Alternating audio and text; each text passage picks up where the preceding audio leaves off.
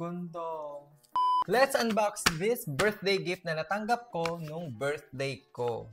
At ngayon ko lang bubuksan. So last July 10 pa yung birthday ko. Ngayon ay September na. Ang galing ko, di ba? Kasi ngayon lang ako nagka-time sa sarili ko. So heto na nga siya. So hulaan nyo muna kung ano to. Bibigyan ko ng 5 seconds.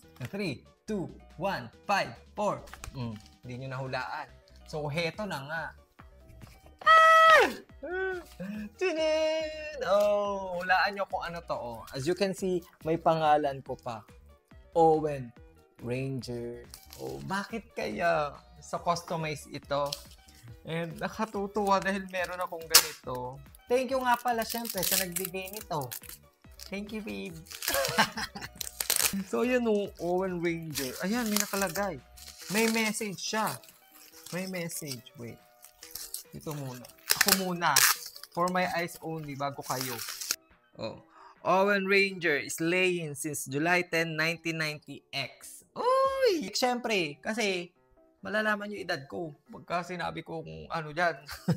Ito ay custom made na Funko Pop.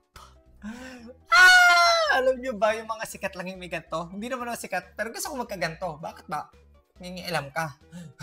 Ito yung reference. Ayan yung reference photo. Tingnan nyo kung maganda siya in actual. Kasi ako na nakita ko siya. It's very pretty! Mas pretty pa sa inyong lahat. So, birthday ko yan last year. So, red hair ako dyan.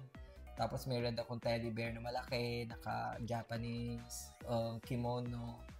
Tapos, ito yung animated. Ayan, ganyan siya. Pinablock ko yung hair. Kasi hindi na ako red hair ngayon. Hindi ko siya pinabowl cut. Compare. Ayan siya. Buksan ko. Kasi meron pa siyang ano eh. Ooh, yung black hair. Ay, tinago. Ito siya in person. Ang ganda niya, guys. Pag hinarap niyo siya, ito siya.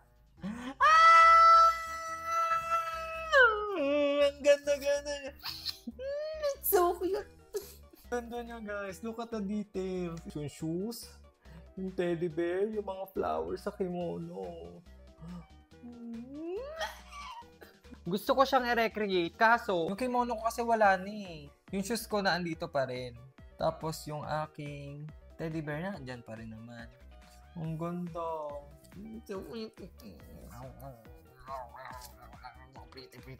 Kung i-rate ko to from 10 being the highest, I'll rate this 10 over 10 kasi ang ganda niya. Kasi ako, sobrang mitikuloso ako. Parang may OCD na nga ako. Perfect siya. Flawless. So ikaw, kung i-rate mo to from 10 being the highest, ilan yung rating mo? Pag nag-release ba ako ng ganito, bibili kayo. Charing, hindi mo pagkakakitaan.